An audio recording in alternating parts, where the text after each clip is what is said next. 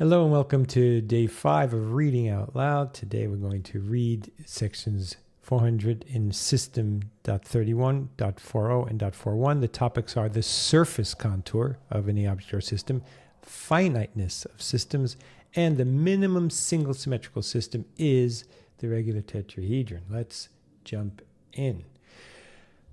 400.31. The surface contour of any object or system, so we're thinking of this surface, what is outlined by the object in space. If you could just traverse over its surface, the part that defines its interface, the boundary between the insideness and the outsideness, the surface contour of any object or system, be it the skin of a complex creature, we're going to make a short list here, a complex creature such as a crocodile, animal or a biological creature, or the skin of a simple prune, the fruit of a tree, or a sugar cube wrapping, a flat wrapping around a cube, or a dodecahedron, the 12-sided platonic solid, where each side is a pentagon, or any formal angular polyhedra. So it's a list that goes from biological beings to a abstract mathematical idea. Can thus be skinned and laid out flat. That's true. It could be laid out flat as we discussed yesterday. Finiteness of systems. Definition. Single systems occurring initially and minimally as four synchronously related event foci. I remind you that Fuller moved to foci in this portion of his life when he was writing Synergetics. He used to call it vertexes. Ergo, inherently as tetrahedra, regular or irregular. So if you have 4 points that you then join with lines, they could be regular or they could be irregular. Imagine if you put 3 points on a sheet of paper and then 1 point somewhere above it, or if you move that 1 point out all the way to the right, that would be irregular. But it'd still be 4 points. They would be omnitriangulated, all around triangles, and maybe either symmetrical or asymmetrical.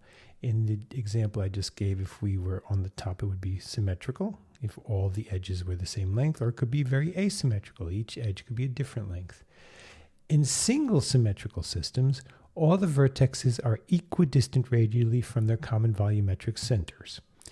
So a single symmetrical system is the simplest case of a platonic solid where all the foci or vertices kind of radiate around a center. And the centers of area of all the triangular facets are also equidistant from the system's common volumetric center. You can see this in the diagram we looked at yesterday, the figure 400.30. So here's the tetrahedron. Here's the octahedron. Notice how each point is kind of equidistant from a center, and this is icosahedron. Each point is equidistant from a center, and that is a characteristic of those shapes. This section, before we move on, is wrapped by the idea of finiteness. As we've mentioned and will continue to mention, finiteness is a very significant aspect of training yourself to think in fuller geometric terms. The minimum single symmetrical system is the regular tetrahedron, which contains the least volume with the most surface as compared to all other symmetrical single systems. There's a intuitive reason for this. If we look over here, as things get more and more spherical, they have less and less edges or contours. You're getting more and more volume. You see here you've kind of cut down, and so you have the less volume inside, and as you create more and more sides, you're allowing room for more volume. And the extreme example would be if you have uncountably many sides, what typically is called in high school in mathematics, infinite number of sides and struts. That would be a sphere, and that then has the most volume for the least surface. And here, because it's the opposite extreme, this is the smallest possible figure. You can't make a closed figure with 2 triangles. So you have to have 3 triangles around a point. So this is the sharpest descent. So this would have the most surface and the least volume, and that's what he's going to state now. the tetrahedron, which contains the least volume with the most surface as compared to all other symmetrical single systems. There are only 3 single symmetrical systems: the regular tetrahedron with a unit volume to skin ratio of 1:1, the regular octahedron with a volume to surface ratio of 2:1, and the regular icosahedron with a volume to surface ratio of 3.7:1. So this is a very fuller look at what are standard and well-recognized ratios, and you can kind of see them even from this picture, though you're recommended to build these models for yourself. So here, whatever's inside, let's call it 1. Then surprisingly, here, whatever is inside, there we can see that there's double the amount of triangles on the outside. Here there's 1, 2, 3, 4 triangles, and here there's 8.